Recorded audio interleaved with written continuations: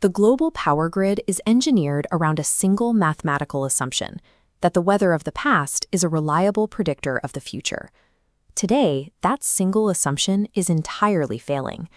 In legacy utility engineering, this concept is known as stationarity. It means using historical weather data, the coldest winters, the wettest storms, and the hottest summers on record, to dictate the physical limits and engineering parameters of steel, copper, and concrete. But when compounding climate stressors push local environments past anything in the recorded archive, historical validation becomes a liability. The physical environment is moving faster than the backward-looking models. This chart tracks historical temperatures against future climate models. Around 2020, the blue dashed moving average detaches from the baseline, angling sharply upward. It enters the yellow band, representing RCP 8.5, a severe, high-emission scenario. Actual temperature data tracks exactly along this extreme projection. Utility engineers cannot construct billion-dollar physical infrastructure based on abstract global climate bands. They require precise, localized thresholds, the exact temperature of a specific valley, or the day a specific transformer will hit its thermal limit. Relying strictly on historical data actively introduces systemic fragility into the grid. To survive, utilities are being forced to abandon stationarity and invent an entirely new, forward-looking vulnerability framework. That new standard is built on a specific compound formula: exposure plus sensitivity minus adaptive capacity equals vulnerability. The first variable is exposure. This step answers a purely spatial question: exactly which physical assets sit in the direct path of projected environmental hazards. To see how systemic hazards are projected geographically, we can look at Pacific Gas and Electric's Climate Vulnerability Assessment for the San Francisco Bay Area. This map displays the historical baseline for average temperatures across the region, showing relatively mild heat distribution across the coastal and inland counties. Compare that to the projected 2050 model. The extreme temperature intensification is obvious, blanketing the inland areas of Sonoma, Napa, and Solano counties in deep red. This geospatial exposure mapping applies to other systemic threats as well. This is the historical baseline map for wildfire risk in the exact same region. And here is the 2050 projection, under the RCP 8.5 90th percentile model. By the middle of the century, you see the dramatic emergence of high-severity burn zones, particularly the dark red intensification completely overwhelming San Mateo County. Threats like extreme heat and wildfire act systemically. They do not target a single pole. They blanket the entire distribution network simultaneously, stressing thousands of miles of line all at once. But while a systemic exposure model accurately maps the broad geographic threat, it is incomplete. It tells you the hazard is there, but it doesn't tell engineers exactly which individual asset will physically fail first. Beyond systemic network stress, utilities must also map catastrophic nodal threats. These are hazards that destroy specific, critical choke points in the grid. Sea level rise and extreme precipitation act as highly localized dangers. Instead of stressing a whole county, they primarily target individual coastal substations. This map illustrates Bay Area coastal inundation using the USGS Cosmos model, projecting a 0.5-meter sea level rise and a 100-year storm by 2050. Overlaying the grid pinpoints hardware in the water's path. Red and yellow dots represent transformers submerged, exceeding 350 centimeters.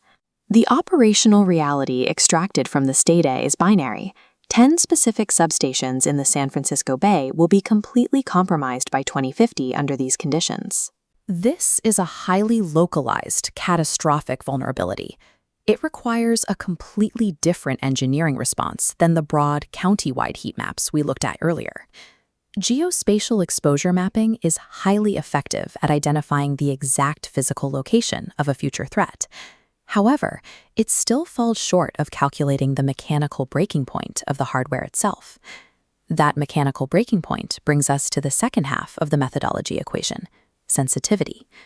Simply knowing it will get hotter is useless for an engineer designing a transformer. They require the exact operational threshold where equipment outright fails or where accelerated aging begins. This graphic breaks down the 2050 thermal projections for the Pioneer substation in Amador County. Looking at the temperature data, the historical baseline for an extreme event sits at 103.4 degrees Fahrenheit. Under the 2050 90th percentile projection, that ceiling leaps to 113.4 degrees.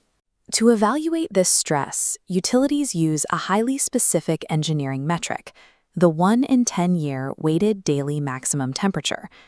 This calculates heat accumulating over 3 consecutive days, weighting the final day at 70%, the second at 20%, and the first at 10%.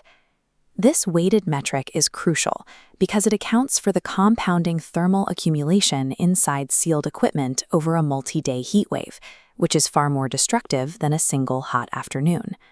The 1 in 10 daily maximum represents the extreme heat event expected to occur only once every 10 years on average. It provides a rigorous, mathematically sound stress test benchmark for hardware procurement. Translating raw climate projections into weighted operational metrics is the only way utilities can accurately define the mechanical limits of their future infrastructure. When geospatial exposure data and operational sensitivity thresholds are merged together, they generate the final output, a qualitative vulnerability matrix categorizing assets into low, moderate, or high risk levels. For the Bay Area infrastructure, the results are stark. Substations face a high risk from coastal flooding, while the broader distribution lines face a high risk from systemic heat and wildfire. Notably, the designers made a deliberate, counterintuitive choice. They kept these final rankings qualitative rather than assigning precise percentages or dollar values. This avoids the trap of false precision. Attempting to mathematically predict exact equipment failure dates or calculate precise dollar losses for the year 2050 based on probabilistic climate models is statistically irresponsible. The goal is to accurately identify high-priority issues, not to invent exact numbers for an uncertain future. Yet, even with a rigorous matrix, grid adaptation faces one final hidden variable: internal organizational friction. Inside major utilities, subject matter experts are culturally trained to demand historically validated data.